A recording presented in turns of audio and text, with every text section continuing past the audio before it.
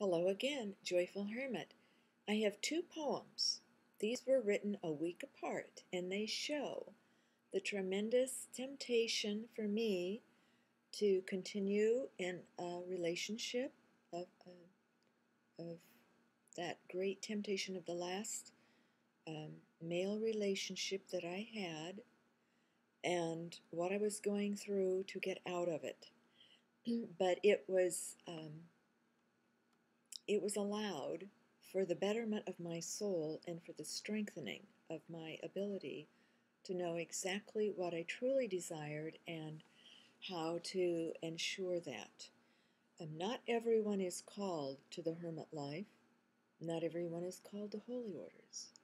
Not everyone is called to the married state.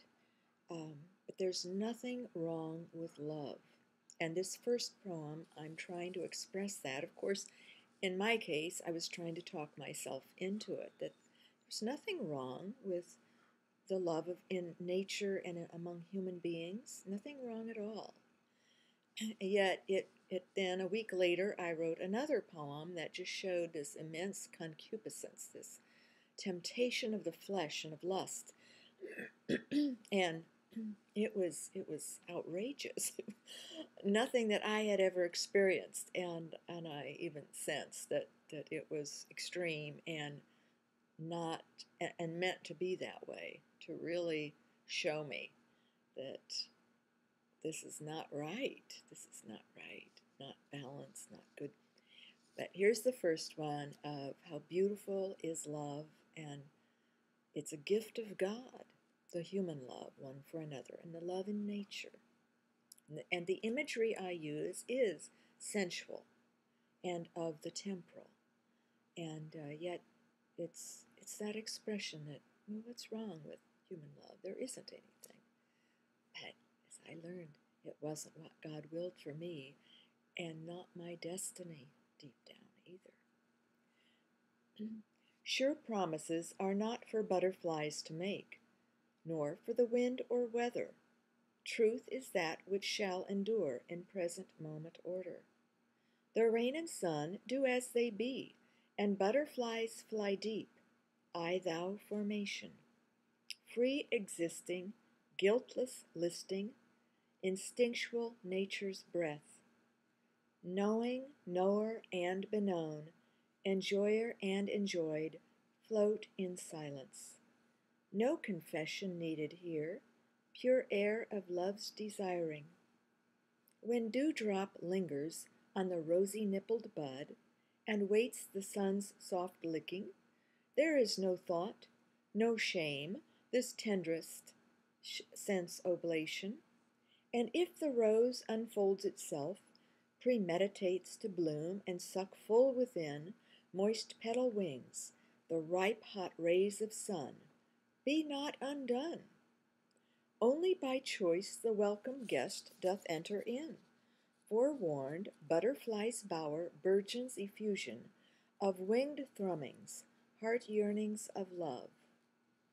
Expression of creaturely function. The self can't seize the forceful river's flow, return raindrops to the sky, chloroform the butterfly.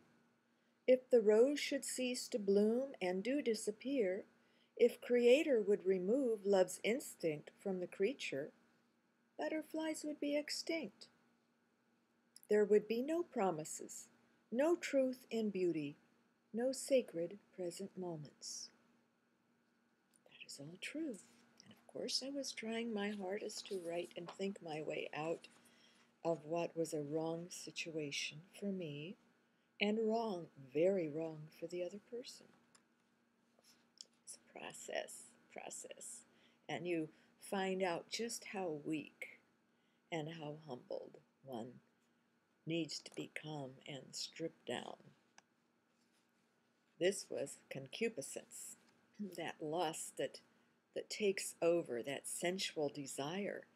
And I tell you, with this last man that I thought I was in love with, no, I wasn't. No, it wasn't right, but couldn't get out of it. For many reasons I've tried to explain. Some of you maybe have experienced similar.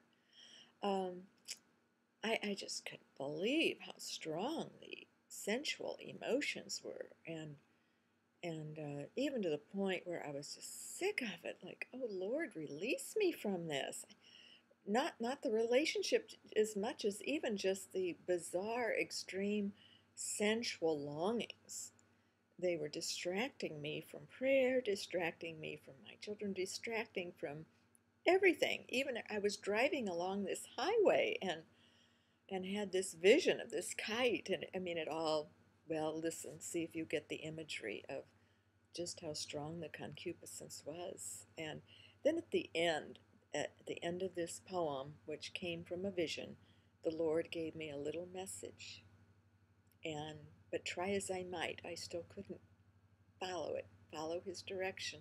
Not yet, not yet, but in time I could.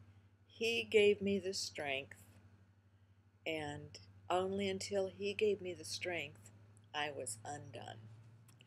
So, just a week later from the other poem, you can see how the mind progresses with these things, and my body was just taken over by concupiscence abated some on U.S. Highway 84 yesterday and suddenly, as if God snapped a stalwart tail upon this topsy-turvy kite.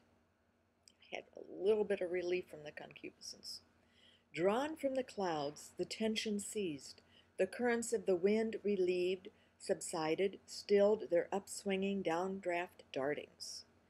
Then to the ground the kite did bound, crashed and found itself upended, suspended from its boundless course in drizzling rain.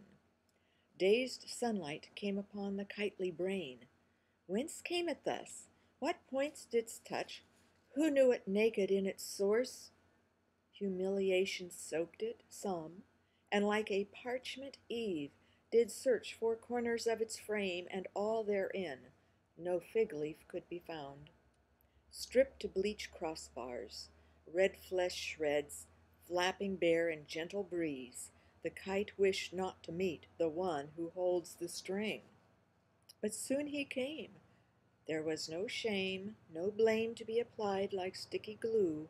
The truss remained, strong, unbroken, yet denuded. He picked it up, the fishbone kite, and bore it for repair.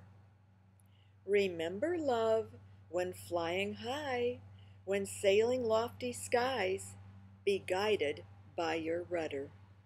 The Lord relieved me just temporarily. God bless his real presence in you. I am ceasing now. A train is coming to interrupt my thoughts and the sound, and I must continue on out doing the garden work, whatever I can do.